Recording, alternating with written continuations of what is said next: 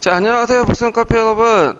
자, 오늘은 이제 저번 시간에 이어서 이제 그 교육과정 부분을 할게요. 예, 오늘 할 거는 이제 교수 요목기부터 해가지고 7차 교육과정, 그러니까 오리지널 7차 교육과정까지 이제 쭉 진행이 될 텐데요. 예, 최근에 이제 15년 개정 교육과정이 나와야 되는데 여러 가지 사정상 지금 안 나오고 있어요. 그래가지고 이제 나올 가능성이 많은 것이 지금 작년부터 재작년부터 이 파란 책에 있는 교육과정 역사와 관련된 부분이거든요. 그래서 해방부터 해서 그 7차 교육과정 이 부분이 상당히 중요하니까 잘 봐두시는 게 좋을 것 같아요. 자, 그러면 이제 시작할게요. 자, 거기 보면 이제 그 해방 시기 때 해방 공간에서 이제 나왔던 그 대표적인 그 국사교과서가 진단학계에서 발간된 국사교본이에요. 그래서 국사교본 관련된 내용들은 이제 예전 기출에 나왔기 때문에 볼게요. 자, 미군정이 이제 서둘러 국어와 국사교재 편찬을 착수하였다. 1945년 12월에 국민학교 교재가 만들어졌으며 이듬해 5월에는 진단학회에 의해서 중등학교용 국사교재인 국사교본이 발간되었다. 그래서 이 국사교본은 해방 직후 이제 발간된 최초의 역사교과서 할 수 있다. 하지만 급히 만들어졌기 때문에 정치적 변화 위주로 쓰여진 총 177쪽에 지나지 않는 내용이 빈약한 교재고요. 그 본문으로 구성된 채 사파나 급밖의 학습 자료는 전혀 실리지 않았으며 우리 역사의 근대적 변화 모습은 별로 서술되지 않았다. 당시 한국사 연구 수준이나 방법 등에 기인한 거기는 하지만 민족의 입장에서 역사 서술한다고 하면서 사안화 당쟁을 강쟁하고 역사 변화에서 외국의 영향을 중시하는 등 일제 식민사학의 영향에 벗어나지 못했다. 그래서 이제 국사교본에 대해서 얘기하고 나서 국사교본의 한계는 한 세 가지 얘기를 하고 있어요. 내용이 빈약하고 그 다음에 사파나 학습 자료가 실려 있지 않고 그리고 사안화 당쟁 같은 걸 강조해서 일제 식민사학의 영향을 받았다. 세 가지 국사교본의 한계 좀 외워두시고요. 그 다음 미군정이 이제 국민학교 중학교에 이제 교수 요목을 제정해가지고 교육제도를 정비했는데요. 이 교수 요목은 미군정 자체에서 만든 게 아니라 미국에 그 실시했던 교육과정 하나를 빼와가지고 실시했던 것이에요. 그래서 이제 사회과 같은 경우에는 사회생활과라는 이름으로 이렇게 실시했는데 이 사회생활과는 그 안에 역사지리 공민이 있어요. 역사지리 공민인데 이 공민은 오늘 말하는 일반 사회죠. 그래서 우리가 지금 말하는 그 사회생활과라는 그 과목, 사회과라는 과목이 여기에서 나오게 되죠. 자, 사회생활과 교육에서는 민주시민 교육을 강조했는데 이 민주시민 교육은 교수 용어기부터 해서 실제 교육과정 지금까지 계속 그 교육 목적 중에 하나야. 자, 산안과 자연환경, 사회환경과의 관계를 밝혀 인식시켜 사회생활에 성실 유능한 국민이 되게 함에 목적을 했다. 자, 역사는 이게 이제 이분부터 이제 시험 문제 나왔던 거죠. 그래서 국민학교 5학년, 6학년 때는 초보적인 국사, 통사를 배우기 시작하고 중학교 1학년 때는 이웃나라 생활이라는 이름으로 동양사를 2학년 때는 먼나라 생활이라는 이름으로 서양사를 3학년 때 우리나라의 생활이라는 이름으로 국사를 배우게 했다. 그 다음에 중학교 4학년 때는 인류문화사를 이름으로 다시 세계사를 배우고 5학년 때는 우리문화사 이름으로 국사를 배우게 됐다. 자, 교수 용어기 시기 때는 이제 중학교, 고등학교 구분이 없죠. 그러니까 이제 중학교가 5년제, 고등학교까지 해서 5년제니까 이걸 이제 감안해서 보셔야 돼요. 그래서 국민학교 때부터 중학교까지 학년별로 무슨 과목을 배웠는지 그리고 어떤 과목 이름이 무엇인지 이걸 꼭 기억을 해두셔야겠죠. 그래서 뭐 동양사 이웃나라 생활, 그 다음에 서양사 먼나라 생활 이런 것들이 예전에 시험 문제 나왔고요. 그 다음에 세 번째 단락부터는 이제 교수 용어기 때 시작해서 역사책과 관련된 내용이에요. 그래서 교수 용어기에는 검증을 거쳐서 여러 종류의 역사책들이 교과서에 사용되었다. 하지만 교과서의 부족으로 인해 여전히 프린트물로 사용하거나 교사가 가진 교과서를 필사하는 경우가 많았던 거 보인다. 자, 이 시기의 국사교과서는 대체로 왕조사 중심의 통사적 내용으로 구성됐고 특히 그 민족적 자긍식 회복과 자주적 민족의식의 시대적 분위기에 반영해서 고대서를 중시하겠는데 이 고대서 분량이 전체 60% 이상인 교과서도 많았다. 하지만 민족사 연구에 이에 미치지 못하여 교과서 소설 곳곳에는 여전히 일제 식민사학의 영향이 남아있었다. 그래서 이제 그 한계가 나와있죠. 그냥 세계사인데 자, 세계대전 대체로 인류의 기원, 주요 인도, 지중해 문명, 서구문명, 1차, 2차 세계대전, 평화운동 등을 주요 주제로 다뤘다.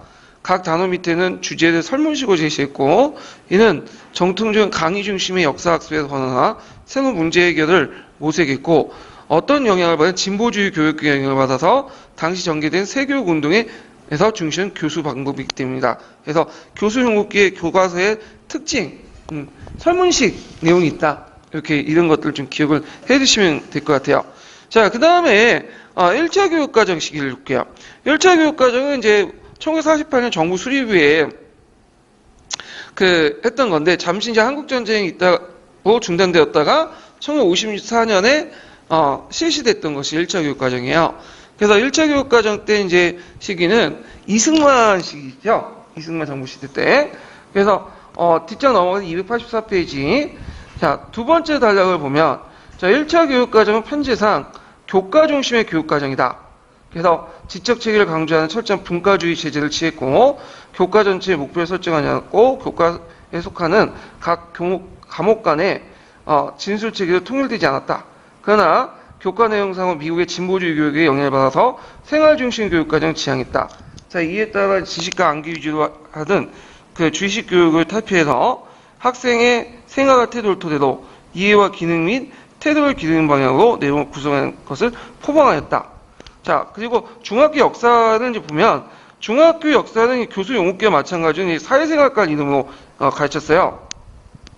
하지만 종전과 달리 1학년은 우리나라 역사 이름을 국사로 먼저 배우고요. 그 다음에 2학년, 3학년은 세계 역사 이름으로 동양과 서양사를 통합한 세계사를 배우게 되고, 그다음 고등학교에서는 이제 사회생활과라는 명칭 대신에 사회과라는 이름으로 바뀌게 되고, 역사 과목은 사회과에 속하는데 2학년이나 3학년 또는 2, 3학년에 거쳐서 국사와 세계사를 학습하면서 편제됐고요.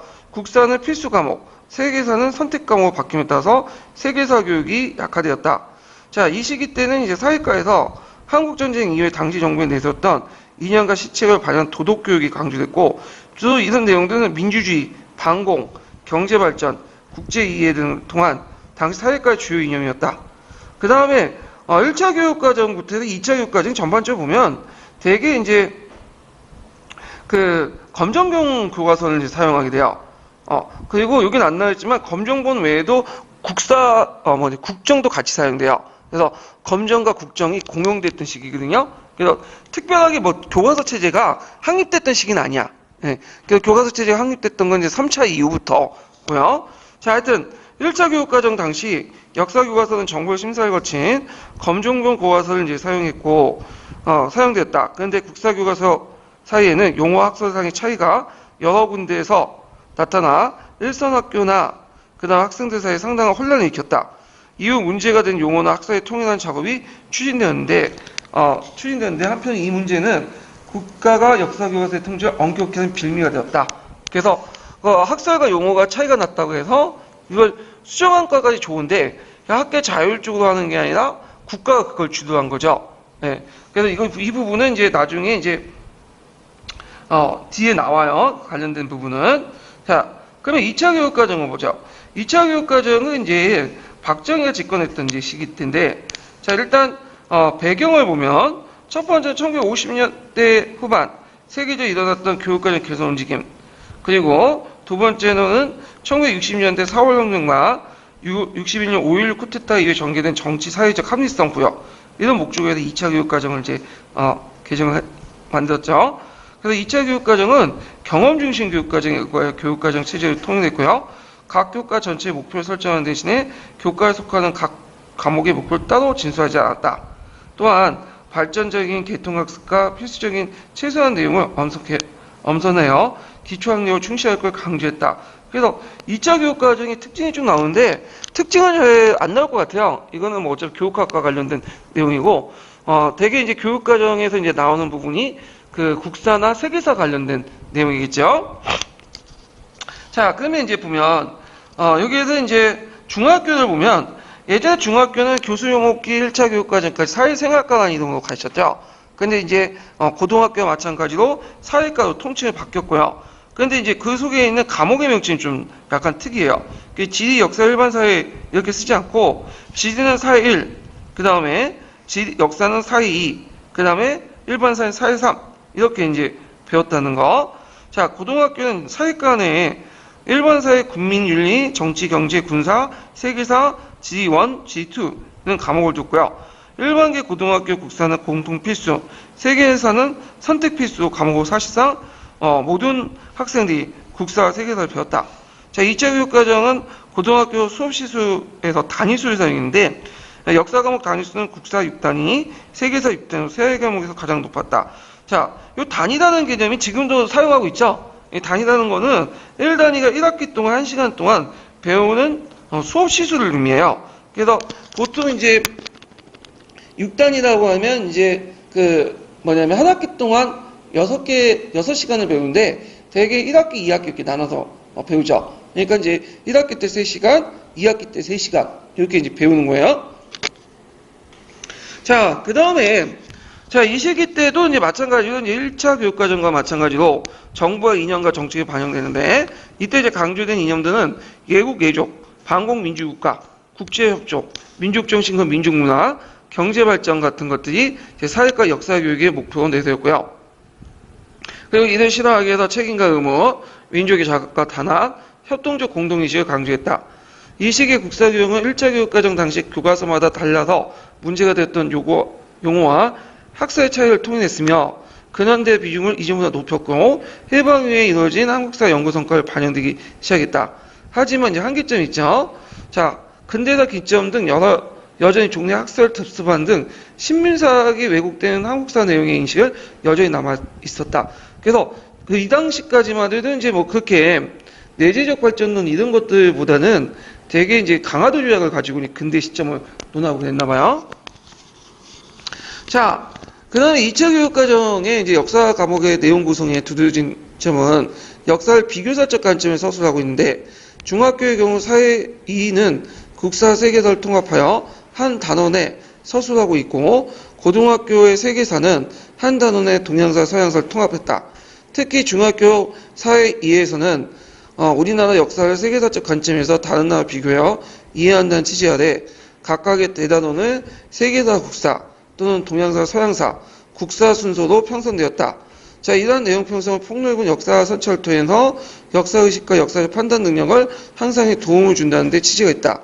그러나 단순히 연대사적 방법으로 세계사를 우리나라 역사의 전개 순서로 맞춰 배열하기 때문에 역사의 구육 특징이나 사회적 성격을 비교하고 이해하는 데는 별로 도움이 되지 못한 채 오히려 역사를 체계적으로 파악하는 데 어려움을 주었다는 비판을 받는 결과를 초래했다. 그래서 이제 비교사적 취지는 좋긴 좋은데 이게 국사 세계사를 융합한 게 아니라 그게 단순히 기계적 분류한 거에 불과하고 했기 때문에 오히려 체계적으로 파악하는 데 도움이 못 된다. 이런 내용이죠. 자, 1960년대 후반 융합형 교육 조직에 대한 비판과 지식의 체계화에 대한 주장은 교육과정 개정의 논의가 있었고 정치 사회적 상황에 따라서 정부 시책도 변화도 교육에 커다란 영향을 미쳤다. 그래서 박정희 정권의 삼성개헌에 대한 반발, 북한의 대남 무력 도발에 의한 남북관계 악화, 그 다음 미국, 일본과 공산 중국의 관계 개선 움직임 등으로 사회는 긴박한 사회에 놓여 있었으며 당시 정부는 반공과 경제개발 구호로 모든 비판과 반발을 억누르고자 하였다. 그래서 한글 정년계획의 추진, 중학교 무시험, 진학, 대입에서 예비교사 실시 등 그 중요한 교육정책을 변경하였다. 국적 있는 교육을 제창하여 1968년 12월 국민교육 현장이 반포됐고요. 자, 이런 국민교육 현장은 그 뒤에 이제 3차 교육과정에 반영이 되죠. 자, 그 다음에 이제 뒤에 넘어가서 그 마지막 단락을 좀 볼게요. 자, 역사의 경우에는 각 부분의 역사적 체계를 강화한다는 취지 아래 중학교 사회2에서 이제 국사 세계사를 같은 단원에 서술한 걸 불려요. 전반부는 1단원에서 6단원 국사, 후반부에 7단원, 10단원 세계사.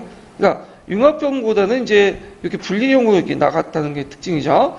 1960년대 이후 이루어진 한국사 연구 성과를 반영하여 구석기와 청동기 시대가 이제 선사시대에 포함됐고요. 그러니까 예전에는 금속 변형기 돼가지고 우리나라에는 구석기하고 청동기가 없었어요. 예. 근데 이때부터 있었고, 그 다음에 한국 사회의 자생적인 발전 사항을 포함시켰다. 하지만, 현대사 부분에서 정부의 구체적인 시책을 교과서에 포함시킴으로써 국사교과서의 정권의 홍보 수단을 이용한 결과를 초래했고, 당시 정부는 민족 주체성을 내세우면서 국사교육의 강화 방침을 세웠다. 이에 따라 1972년에 국사학과의 중진학자들이 국사교육 강화위원회가 구성되고요. 이거 명칭 외워두세요. 예전에 시험 문제 나왔죠. 그 다음에 국사교육 강화 방안에 대한 연구가 추진되었고, 국사교육 강화 시책은 이후 3차 교육과정까지 국사과 독립으로 나타났다. 예. 그렇게 이제 봤는데, 여기에서 이제 286페이지 마지막 단락부터 1960년대 후반부터 해서 국사과 독립으로 나타났다가 이제 있는데, 여기까지가 이제 2차 교육과정 개정과 관련된 내용이야. 예. 그리고 국사과 독립은 2차 교육과정 개정에 논의가 있다가 3차 교육과정에 반영이 됐죠. 그래서 2차 교육과정도 두 개로 있어요. 전반기하고 후반기 이렇게 두 개로 나눠져 있으니까 좀 기억을 해두시고요. 자, 3차 교육과정을 볼게요. 자, 3차 교육과정이 박정희와 유신정권 시대를 이제 3차 교육과정 시기가 거의 일치하죠. 그래서 3차 교육과정은 이제 학문 중심 교육과정을 바탕으로 이루어졌고요. 그리고 국민교육 현장 이념을 구현을 표방이었다. 그 다음에 이제 그 배경이 쭉 나오는데, 1972년 10월 유신 이후에 제4공화국이 내세웠던 한국적 현실과 국가 정책적 의지가 강조되고, 그 국적 있는 교육이 재창되면서 3차 교육과정의 가장 큰 특징이다. 그래서 두 번째 단락이 상당히 중요하죠. 예전에 한번 시험 문제 나왔는데, 자, 중고등학교 국사가 필수 과목으로 사회과에서 교과에서 됐어요. 예전에는 사회과에 그 과목이 있었는데, 이제 사회과에서 독립돼서 국사교과가 되고, 대신에 이제 그 세계사는 사회과가 계속 남게 되죠. 그래서 이렇게 역사교육의 이원화 현상이 3차 교육과정부터 해서 5차 교육과정까지 쭉 지속이 되죠. 자, 중학교 사회과는 지리, 세계사, 일반사회, 고등학교 사회과는 국토지리, 인문지리, 세계사, 정치, 경제사회, 사회문화 등으로 구성됐고, 이에 따라 중고등학교 역사교육은 국사과의 국사교육과와 그 다음에 사회과의 세계사 교육을 이원화됐다. 한편 고등학교 세계사는 선택 과목으로 바뀜에 따라 세계사 교육이 약화를 초래되었다. 자, 3차 교육과정에서는 정부의 교과서 정책도 근본적으로 변화되는데, 1, 2차 때는 국정과 검정을 병행했던 정책을 국정 위주의 교과서 정책을 바뀌었고요. 그리고 중학교 교과서는 전문적 국정화됐고, 고등학교 교과서도 국정화 바뀌었다. 세계사 교과서는 검정은 유지됐지만, 사실은 한 종류의 교과서만 사용됐기 때문에 단일 검정 교과서고, 실질적으로는 국정이죠. 하나만 쓰기 때문에 단일한 역사 해석을 무비판적으로 받아들이는 염려가 있으며, 그 다음에 그래서 이제 이런 국정교과서의 이제 문제점에 대해서 당시 비판이 있었어요.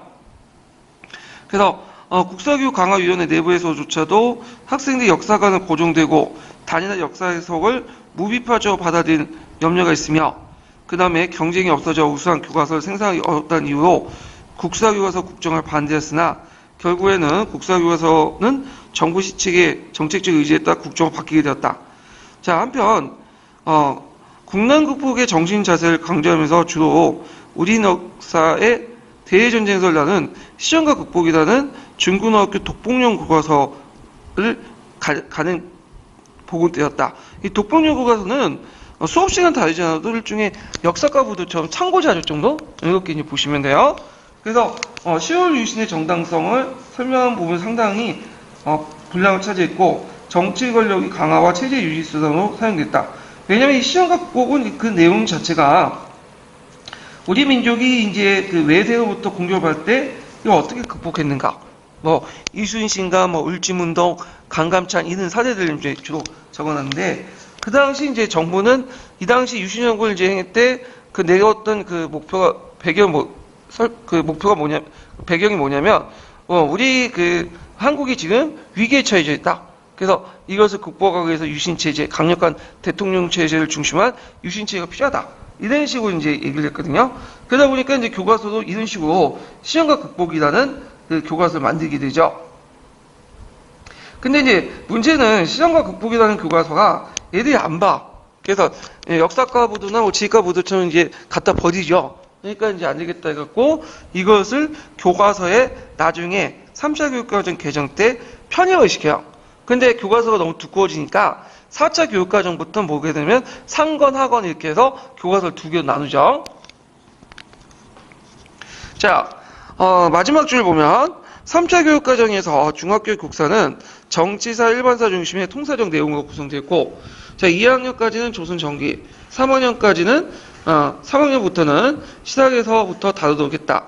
자, 고등학교 국사는 문화사 중심으로 시대적 성격이나 문화적 특성을 강조하여 주제 중심으로 구조 도입했다. 또한 단순 왕조 중심의 연대사적 서술에 탈피해서 고대와 근대나 시대 구분을 사용했다. 하지만 고조와 조선은 그대로 왕조를 사용해서 볼 수 있듯이 아직까지는 이제 한국사 인식 체계가 교과서에 통일되고 있지 않다. 교과서 안에는 한국사 인식 체계가 교과서에도 통일되고 있지 않다. 그다음 중고등학교는 공이 국적 있는 교육을 통한 주체성 확립의 민족 중흥이라는 시대적 요청에 부응해서 국사교육의 목표를 내세웠고, 이에 따라 민족적 자부심과 긍지를 가질 수 있도록 민족 문화나 민족의 정통의 우수성을 나타낼 수 있는 내용이 중시되었으며 민족사관도 확립되었다. 하지만 민족정신과 민족문화에 대한 강조는 한편 정치적 이데올기에 사용되었으며 민족사에 대한 국수주의 인식을 불러일으키는 부작용을 나타나기도 했다. 세계사의 경우 같은 경우에는 세계 속의 한국을 내세우면서 세계 문화에 대한 올바른 평가와 수용을 강조했다. 서양의 역사 못지않게 아시아 역사에 대한 이해도 중요하다는 것이 교육과정에 포함되었으며 동서양의 역사적 특성과 독자적 성격을 중시했다. 자, 이러한 세계사 교육의 방향은 교육과정 개정마다 아시아사 강조하는 방향으로 나타났다. 자, 이 아시아사를 강조하는 방향이 그 후에 이제 4차, 5차 계속 진행이 돼요. 자, 학계와 이제 세계 사회로부터 국정교과서 문제점이 제기에 따라 교과서는 1978년 교과서 제도를 개정하게 되는데, 개정된 교과서 제도는 국정이나 검정, 인종으로 되어 있던 교과서를 1종, 2종, 인종으로 바뀌어요. 1종은 일종 도서는 편찬과 발행권이 여전히 국가나 국가기관. 그래서 대개 보면 이제 국사는 국사편찬위원회에서 이제 하게 되죠. 그래서 국가나 국가기관이 가지고 있지만 종래 국정교과서와 달리 교과서 연구개발은 전문 연구기관에 맡아서 하며 다단계 교과서 발행 과정을 거치는 연구개발용 도서임을 포함했다. 중학교 교과서는 원칙적으로 일종 도서였으며 고등학교 국사세계서 교과서도 일종 도서로 분류했다. 하지만 일종 도서는 실제로 국정교과서 별다른 차이가 없다. 그래서 일종이 이게 2종 이렇게 해가지고 사용하다가 7차 교육과정부터는 이제 다시 국정, 검정 이렇게 쓰게 돼요. 이 명칭이. 한편 독보용 국사교과서인 시험과 극복이 없어짐에 따라서 그 내용이 국사교과서에 통합되어 교과서 분량이 대폭 늘어났고, 그 다음에 국사교과서 서술 분량이 증가는 장차 그 국사교과서 두 권으로 나누게 되는 계기가 되었다. 예. 그래서 4차 교육과정부터 해서 상관, 하권 이렇게 나누게 되죠. 예. 그래서 이제 되게 이제 시험 문제 많이 나오는 부분이 3차 교육과정이에요. 예. 그래서 3차 교육과정은 처음부터 끝까지 다 받으셔야 돼. 예. 그런데 이제 뒤에 있는 4차, 5차, 6차는 별로 안 나와. 또 이거는. 그래서 예전에 관련된 문제가 나오긴 나왔는데 그거는 예전 객관식이 줄 때 그때가 이제 몇 차 교육과정이었냐면 뭐 5차, 6차 때였어요. 이거 나왔던 거고 거의 그 이후부터는 거의 나오지 않았어요. 그래서 요거는 이제 중요한 부분만 이제 좀 보고 넘어갈까요? 4차나 5차, 6차는요. 자, 4차 교육과정 같은 경우에는 뭐 했던 시기죠? 요거는 전두환 시대죠. 전두환 통치 시기. 그래서 전두환 통치 시기 때 인간 중심 교육과정이 이념을 도입했다. 제일 인간적이지 않은 그 정권이 인간 중심 교육과정 도입했던 그 시기인데, 자, 하여튼 이때 이제 인간 중심 교육을 수용하면서 종전의 교과 중심, 경험 중심, 학문 중심 교육과는 좀 다 포괄됐다고 그래요. 그리고 초등학교, 중학교, 고등학교, 그 다음에 교육과정 사이 연계성을 강조했고, 지식의 학문성뿐만 아니라 유용성도 강조했어요. 그 다음에 역사교육 같은 경우에는 그 3차 체제가 그대로 가요. 국사과, 사회과 속에서 국사과와 사회과 속의 세계사 교육은 이원적 체제가 계속 유지됐고, 하지만 중학교 사회과에서는 사회과 통합의 움직임이 강하게 돼서 한 학년에 두 영역을 다루는 내용을 단원 편성에 바뀌었고요. 그래서 사회에서는 지리와 일반 사회, 그다음 사회는 세계사 지리 영역, 사회 3은 일반 사회 세계사 영역 내용이 포함되어 있다. 그래서 이러한 내용 구성의 규정은 2개 이상의 사회과 영역을 서로 연관시켜 학습한다는 취지였으나 실제 단원에 따라 내용 영역이 명확히 구분되었고 학년별 단원 편제도 뚜렷한 이론적 근거나 교육적 고지 없이 이루어져 성과를 거두기보다는 혼란을 초래하는 비판을 받았다. 그러니까 이제 지금처럼 역사책 보시면 이제 중학교 역사책 보시면 한국사가 세계사 융합된 게 아니라 한국사는 한국사대로 하고 단원 편성되어 있고 그 다음에 세계사는 세계사 나오는데 단원 편성되어 있잖아요.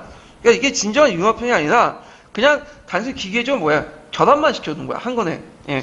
그런 체제가 이제 계속 같다 이렇게 이제 보시면 돼요. 자, 하여튼 이를 계기로 이제 사회과 통합이 과연 중등학교 사회과 교육에 바람직한 것인가에 대한 논란이 본격화됐고, 자, 이러한 논란은 이후 교육과정 개정 때마다 반복됐으나 사회과 통합이 강화된 방향으로 나타났다.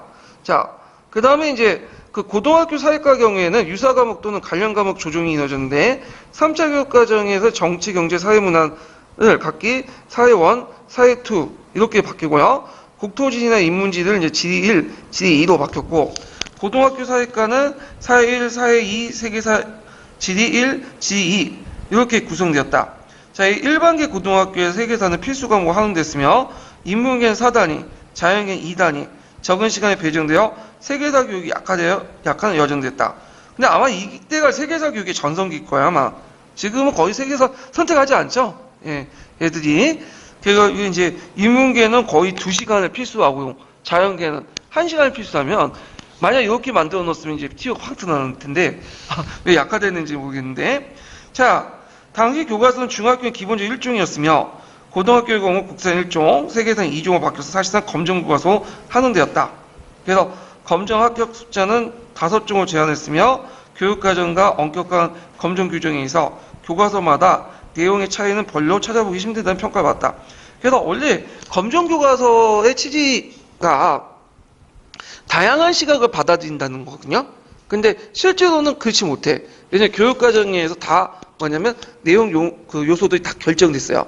그래서 이런 한계가 있는데 이것이 예전에 이제 05년 문제 때 검정교과서 문제점 쓰라고 할 때 이런 내용들이 나왔죠. 그 다음에 이제 그 4차 교육과정부터 국사교과서가 상권, 하권 이렇게 두 권으로 분칙됐고 이게 5차 교육과정까지 계속 가요. 상권은 우리나라 역사의 시작부터 조선 전기까지, 하권은 조선 후기 때부터 현재까지 이렇게 다루고 있다. 자, 이러한 부분은 그동안 연구 성과가 쌓여온 자생적 근대화로 입각해서 근대사의 시점을 18세기 보는 관점에서 받아들인 것을 할 수 있다. 자, 내용 구성에도 상당한 변화가 있었는데 중학교 국사는 시대사 중심의 통사적 내용 구성됐고 19세기 이후부터는 현재까지 민족의 순환사와 투쟁사를 보강했다. 고등학교 경우에는 사회문화사를 중심으로 내용을 구성하게 되어 있다.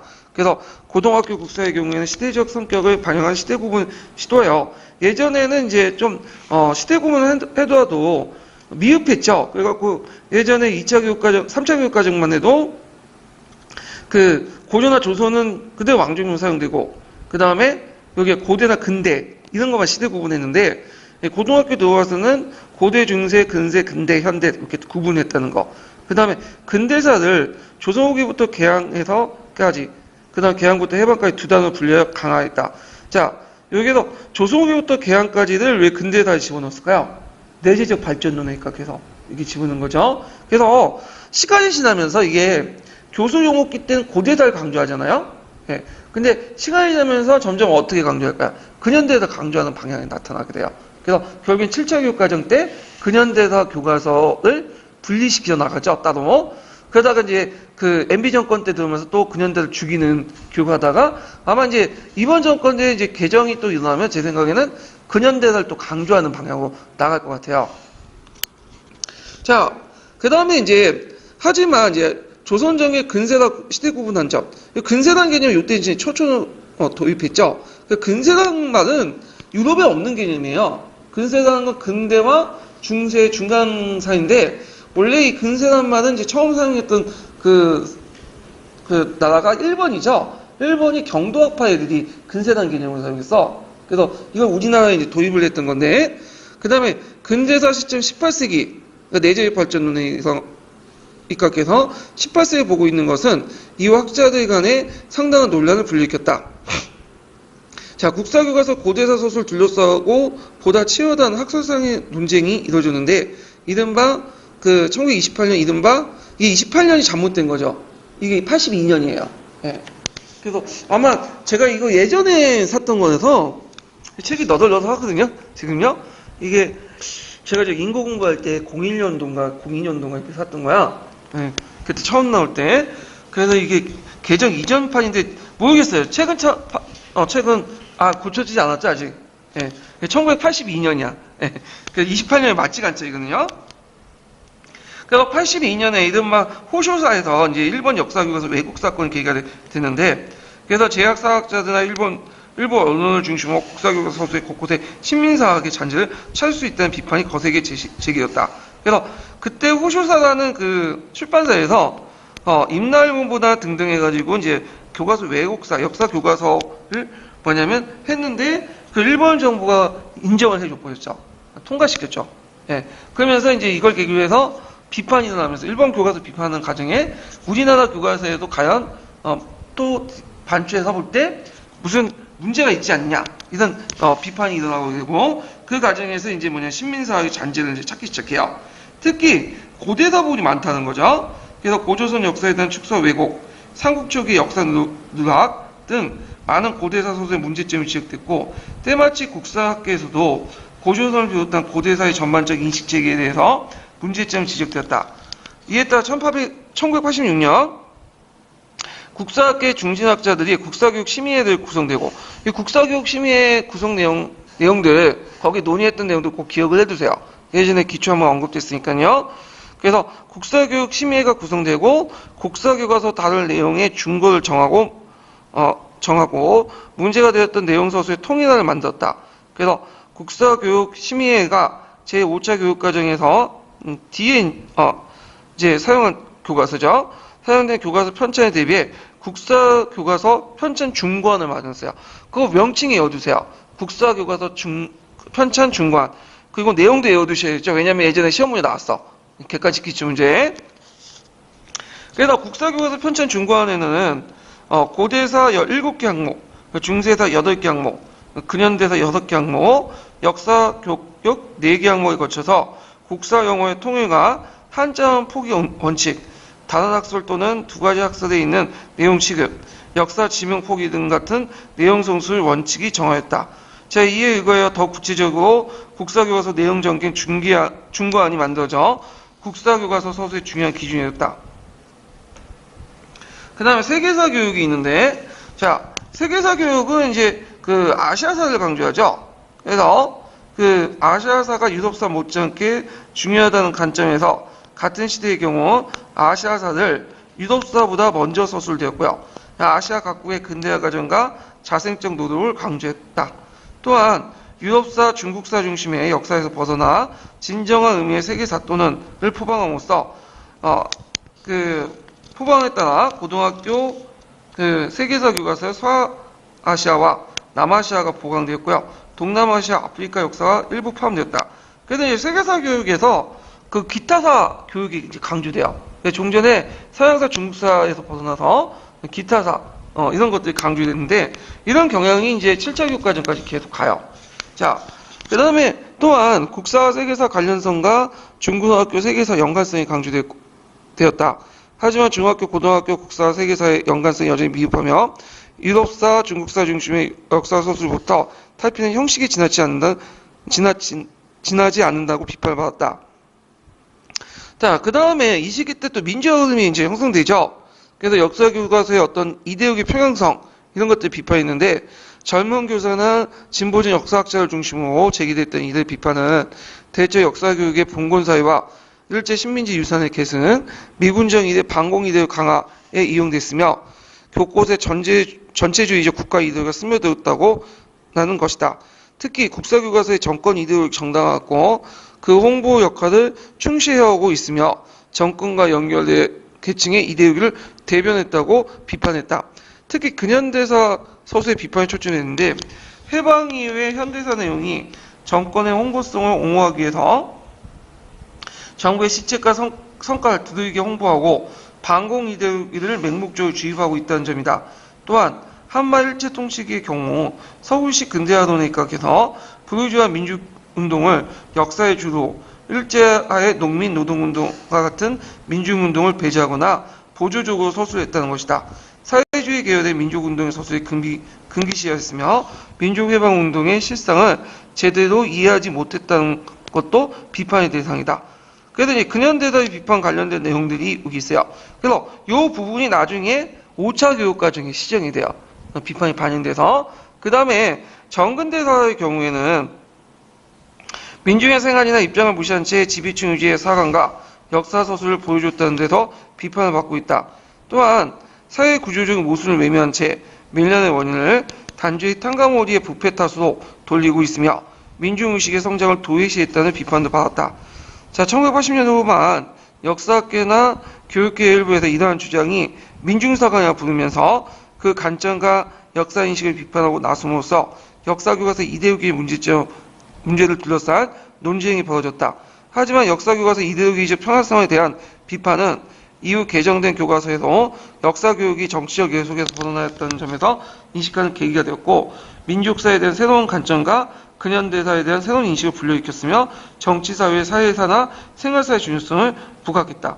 그래서 이렇게 이제 근현대 서술이나 정근대사 비판에 대해서 이런 비판들이 후에 역사 교과서 서술에 어떤 영향을 미쳤는가. 그래서 이데올기 평화성의 비판을 이제 받고 그 어떤 역사 교육이 정치 예속에서 벗어나야 된다는 인식을 이제 가지게 되고요. 한국 근현대사에 새롭게 부각이 되고 그 다음에 사회사나 생활사가 중요하게 부각됐다. 여기 좀 기억을 해두시면 돼요. 자, 하여튼 근현대사와 이제 정근대사 이런 비판 내용들이 나중에 그 5차 교육과정에 그대로 반영이 됐다. 이렇게 이제 정리해 볼 수가 있겠죠. 자, 5차 교육과정을 보죠. 5차 교육과정은 이제 노태우 정부 때죠. 그래서 1987년부터 이제 시작됐던 교육과정인데, 그래서 이제 이 5차 교육과정은 교육과정의 효율성을 강조하고, 그 다음에 또 교육과정 지역화. 지역화가 강조했던 건 그 당시 지방자치와 관련돼서 보시면 돼요. 그리고 이제 그 고등학교는 학교장의 운영 제한권을 강화했다. 역사교과는 이제 3, 4차와 마찬가지로 이원화가 계속됐죠. 그래서 국사과와 사회과 속의 세계사란 이원적 체제가 그대로 유지되었다. 그래서 국사는 종전과 마찬가지로 중학교는 2학년, 3학년 각각 2시간씩, 고등학교는 6단위로 편성됐고요. 사회과의 경우에는 중학교 사회는 지리세계사, 사회는 세계사 일반사회, 사회3은 일반사회 지리 영역으로 구성됐고, 종전에 2학년, 3학년에 가르쳤던 세계사는 1, 2학년 변경되었다. 고등학교 세계사는 일반계 고등학교에서는 인문계와 자연계 모두 4단위로 가르치고, 자연계는 4차 교육과정으로 단위수가 2단위로 넣었다. 그러니까 여기서 2단위, 2단위 이렇게 이제 가르쳤는데 4차 교육과정 전성기가 아니네요. 5차가 제일 전성기네요. 네, 보니까 2단위, 2단위니까. 자, 그 다음에 그 국사교육에서는 계열성을 강화했는데 국민학교는 주제 중심의 생활사, 그 다음에 중학교는 정치사 중심의 시대사, 고등학교는 문화사상사 중심의 통사 중심의 분야사 이렇게 접근했죠. 그러니까 이제 그 계열화 같은 경우에는 전에 있는 내용과 전에 배웠던 내용과 지금 배운 내용이 달라야 되죠. 위기화되고. 자, 이런 것들은 이제 수학이라든지 과학은 확보할 수 있는데 역사는 확보하기 힘들어. 그래서 대개 보면 어떤 식으로 계열화를 시켜버리면 내용을 달리해서 이렇게 계열화를 시키는 방법인데 요때 이런 것들이 나타나죠. 그 다음에 중학교의 국사는 단원별 왕조 구분하도록 했고 중학교는 이제 시대 구분을 강화하면서 이행 단원이 집어넣어요. 그래서 이제 그 중세사의 이행, 그 다음 전환, 그 지향 이런 것들이 이행 단원이죠. 이행 단원은 A 시기와 B 시기가 갑자기 들어가는 게 아니죠. 그래가지고 이제 뭐냐면 중간에 가도기 시기가 있어야 될 거 아니에요. 이런 것들을 하기 위해서 이제 했는데 자 예를 들어 이제 그 조선시대 근대에 넘어갈 때 갑자기 넘어가는 게 아니죠. 그럼 어떻게 중간에 뭔가 이행 단원이 있겠죠. 그 근대사의 지향이라는 단어야. 그래서 18세기 때 시작한 내재적 발전론에 입각해갖고 근대사에 넘어갔다. 자본주의 발전론에서 맹안에 의해서 이런 식의 이행 단계를 뒀다라는 거죠. 자, 그 다음에 여기 보면 이제 또한 근현대사 교육을 강화하면서 점점 강화 나가죠. 그래서 예전에 2단원을 3단원 늘렸어. 그래서 근대사의 성장, 그 다음에 단원을 근대사의 발전과 민족독립운동, 이렇게 근대단을 3단원으로 나눴다. 그 다음에 국사교과서 이데올로기 평화성의 비판도 어느 정도 수용돼서 교과서소의 학계의 진보적 견해를 수용하여 역사의 주인공이 누구인가를 입장해서 기층사회 움직임과 내재적 발전론에 주목된다는 입장을 밝히고 있고, 실제 개정된 국사교과서에는 조선 후기 사회에서 민중 동향을 보다 적극적으로 서술됐으며 일제의 무장 독립 투쟁과 그다음 사회주의 운동, 북한 정권 성립 등을 새로이 닦고 있다. 그래갖고 이게 이제 되게 중요한 건데, 예전에는 영훈형 같은 사람 있죠. 이런 사람들이 실려 있지 않았어. 그런데 이때부터 이제 조금씩 실리게 돼요. 예. 그래서 이런 것들이 이제 반영되고, 그 다음에 이제 일제 동학 왕을 주어로 했던 서술을 변경하고 동학운동을 동학독립운동으로 바꾸는 등은 일부 용어 개정도 나타나고 있다. 하지만 이후에도 국사교에서 일종제 유지와 맞물려 이를 둘러싼 논란은 계속됐다. 세계사 경우는 중학교 사회 1은 중세 이전까지, 사회 2는 르네상스 이후까지 배우도록 되었다. 자, 이러한 교수 용어 구조는 세계사와 국사의 내용 연계성을 동하여 중학교 1학년에선 세계사 중세까지 시간인식을 기반으로 그 기초의 국사를 배우게 되고, 세계를 배운 상태 우리나라 중심으로 세계사에 조망하는 취지 아래서 이루어진 것이다. 하지만 다른 나라의 고중세사 학습을 통해 역사인식을 토대로 할 수 있는 시간인식 형성이 과연 효율적으로 이루어진가는 의문이고, 또한 중학교에 세계사를 먼저 배우고 자국사를 나중에 배우는 역사학습 순서가 정확도가 있는가, 정확한 적합한가는 논란이 요지가 있다. 그래서 왜냐하면 이제 그 시간인식이라는 게 단순히 이게 기계적 같은 시기에 있다고 해서 같은 고대 중세 이렇게 나눌 수가 없죠. 시대 구분을. 왜냐하면 나라마다 각각의 어떤 특징이 있고 그 다음에 성격이 있기 때문에 이 시대가 각기 고대로 묶는다 해서 틀릴 수가 있어요. 예를 들어 서양의 로마 그리스와 삼국시대를 같은 고대로 묶어갖고 시간을 위해서 이제 같이 배운다. 그것도 세계사를 먼저 배우고 한국사를 나중에 배운다. 이게 과연 제대로 될 수 있는가? 이런 것들은 이제 문제점이 있죠. 자, 그 다음에 사회일 첫 단원에서 인간생활과 사회형상이라는 학제적 단원을 구성하고 있고, 이 단원은 공간, 시간, 사회형상별로 사회과 교육의 개념과 성격을 설명하고 학습 방법과 자세를 제시하고 있다. 하지만 실제 내용 서술과 추상적 수준에서 머무르고 있고요. 그다음 고등학교 세계에서는 이전부터 내용은 교육과정 편성 원칙이긴 하지만 고대 중세는 문화권 학생, 그 다음에 근현대는 주제 중심 구성이라는 점에서 명확했다. 이건 이제 뭐냐면 일단은 지리상을 발견을 기준에서 전까지는 따로 떨어져 있었죠. 그러니까 문화권 중심으로 배우고, 지리상 이후부터는 어떻게 해요? 하나 합쳐졌잖아요. 그러다 보니까 주제 중심 교육과정을 배우죠. 이렇게 이제 나눠서 볼 수가 있고요. 자, 그래서 이제 보면 중세까지 각 문화권이 다른 문화권과 구별되는 독자적인 성격의 발전의 논리를 가지고 있으며, 근대에 접어들면서 어떤 한 문화권, 특히 이제 서양의 문화권이죠. 서유럽 문화권에 일어난 역사적 사건이 세계의 다른 문화권에 직접적인 영향을 끼친다는 의미에서 진정한 의미의 세계사가 성립됐다는 관점에 의한 것이다 할 수 있다. 첫 번째 단원으로 세계사 성격과 학습 방법이나 일종의 도입 단원을 편성한 것도 특색이다. 이 단원에서는 보통 역사의 개념, 역사학습의 목적, 세계사의 의미와 같은 역사 이론이나 현대세계의 특성을 다루고 있다. 하지만 그 내용은 극히 빈약하고 형식적이어서 대단원으로 적합하지 않는다는 비판을 받았다. 동서양의 이분법과 서아시아사의 중국사 중재 시대 구분의 지향을 포괄된 점에서 종조의 교육과정도 마찬가지 할 수 있다. 그 다음에 이제 6차 교육과정을 볼게요. 6차 교육과정은, 7차 교육과정은 되게 사회과 전선 시대야. 융합형이죠. 그래서 국사교육이 좀 약화됐던 시기죠. 그리고 이때부터는 이제 6차 교육과정부터는 이원화가 깨지고 이제 국사학과가 국사 과목을 어디에 들어가게 돼요? 사회교과에 들어가게 되죠. 자, 1992년부터 시작된 6차 교육과정 내용 볼게요. 자, 뒷장 넘어가서 자, 6차 교육과정 특징을 보면 교육과정 결정의 분권화, 그 다음에 교육과정 구조의 다양화, 그 다음 교육과정 내용의 적정화, 교육과정 운영의 효율화를 내걸었고요.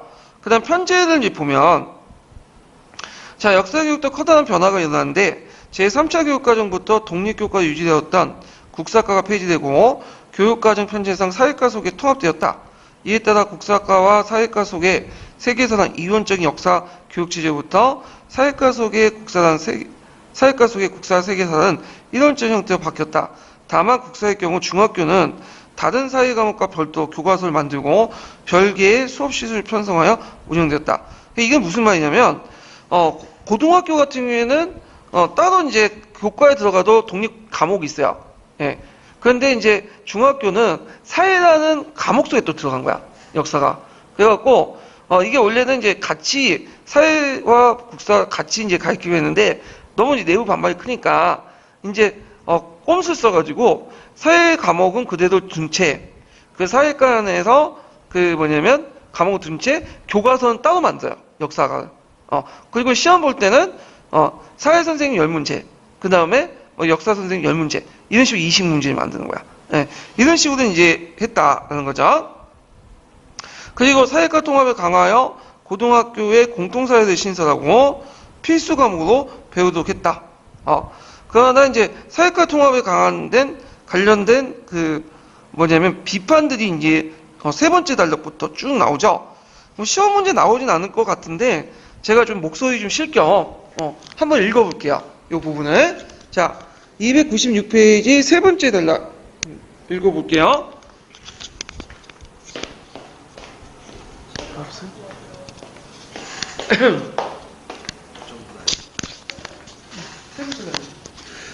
그러나 사회과 통합의 강화는 뚜렷한 이론적 근거나 통합 교과목에 대한 구체적인 구상이 없이 추진되었기 때문에 여러 가지 문제점을 낳았으며 많은 비판을 받았다. 학문의 체계성이 강조되는 고등학교 단계에서 본질적 성격이 다른 역사와 지리, 그 밖의 사회과학의 내용들을 하나로 묶는 체계적인 교과 내용의 구성이라는 면에서 볼 때는 사실상 무리였다. 또한 사회현상에 대한 분석이나 사회적 사건에 대한 의사결정을 중심으로 역사까지 통합하려는 것은 역사인식의 본질을 무시하고 역사의 사고를 어렵게 만드는 것이었다. 더구나 국사는 사회과 통합되었지만 정작 일반 사회와 내용의 성격에서 많은 공통성을 가지고 있는 국민윤리는 여전히 독립교과로 남아있으며 통합론이 대상에서 제외되는 현상을 보였다. 국사과의 사회과 환원 및 사회과 통합 강화의 움직임은 역사교육의 약화로 이어져 역사학이나 역사교육계의 커다란 반발을 초래하기도 하였다. 결국 국사를 필수 과목으로 하는 대신 고등학교의 공통사회는 다시 상하 두 권으로 나누어 상권 일반사회, 하권은 한국지리 내용을 담는 기형적인 모습을 띠게 되었다. 자, 비판 내용은 제 생각에 안 나올 것 같아요. 예, 교육과정 비판 내용은. 자, 일단 지금 참고서만 알아두시고. 자, 그 다음에 6차 교육과정은 마지막 단락. 중학교 사회과 내용 구성을 보면 사회는 지리, 세계사 영역, 사회인은 세계사 지리, 일반사회 영역, 그 다음에 일반사회 지리 영역을 담고 있고 별도로 2학년, 3학년은 국사 영역을 편성했다. 그래서 이게 이제 파이형이죠. 예, 지역사, 역사지 이렇게 파이형 구조가 이때부터 나타나기 시작했고요. 그 다음에 고등학교 국사는 사회과 한 과목 6단위, 그러니까 6단위는 3시간이에요. 예, 그래서 나중에는 4단위까지 줄어들어요. 자, 하여튼 국사는 수업 시수면에서 종전의 차이가 없었으나 국사과는 독립교과라는 것이 중학교의 경우에는 사회과 내용의 한 영역이었으며 고등학교의 경우에는 사회과에 속한 과목이다. 그러니까 중학교는 과목조차도 사회라는 과목 안에 들어가 있는 거죠. 그만큼 위상이 낮아졌고요. 또한 고등학교 세계사가 선택 과목 바뀌면서 세계사 교육이 약화됐다. 그래서 아마 세계사 교육이 제일 잘 나갈 때가 제 생각에는 4차하고 5차야. 왜냐하면 자연계조차도 뭐냐면 1시간, 2시간이라도 배우고 있었으니까. 예.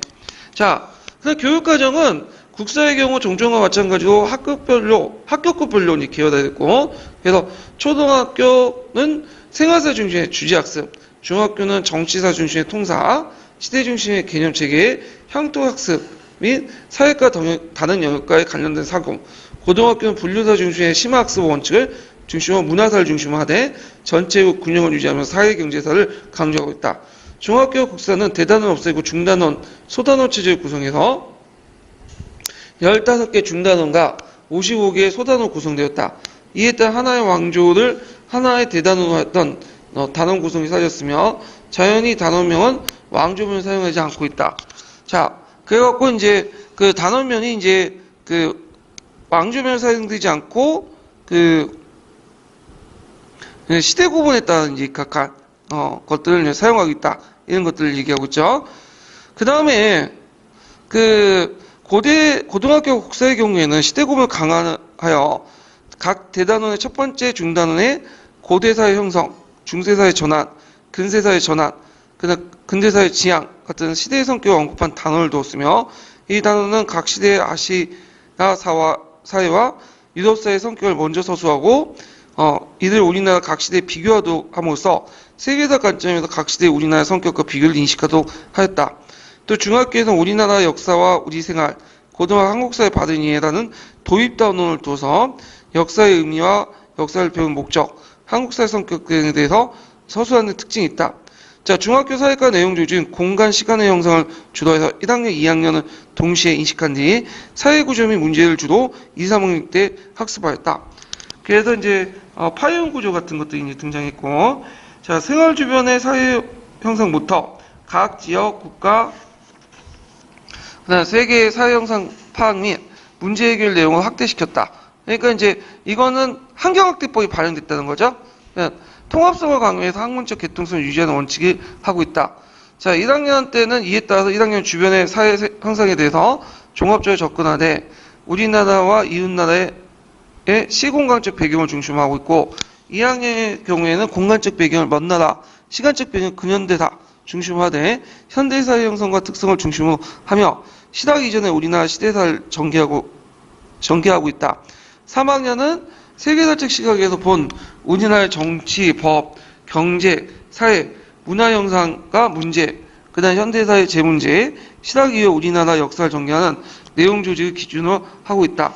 자, 이에 따라 중학교 사회의 세계사 내용은 사회 1에서 아시아 정근대사, 사회 2에서는 서양사 및 세계 근현대사 규정을 구성하고 있고, 사회 1에서는 통합교과적인 도입단원을 폐지하여 질을 중심으로 한 통합적 단원이 지역 사회탐구 단원을 대체하고 있다. 고등학교 세계사는 고, 중세에서 문화권 학습, 근현대는 주제 중심 구성. 이거는 이제 5차하고 동일하죠. 원칙을 유지하고 있다. 그 다음 단원 구성에서 눈에 띈 점은 각 대단원의 첫 번째 중단원에서 그 단원의 다른 시대적 성격을 다루도록 하였다는 점이다. 그 단원의 학습을 통해 시대의 전반적인 성격을 파악하고 이를 바탕으로 나머지 단원에서 그 시대에 대해서 좀 더 구체적으로 파악할 수 있도록 하자는 취지였다. 자, 이러한 단원 구성에 대해서는 고등학생들의 역사인식 수준에 비추어 볼 때 단원 첫머리에서 그 시대의 전반적인 성격을 제대로 파악할 수 있겠느냐는 문제점도 지적되고 있다.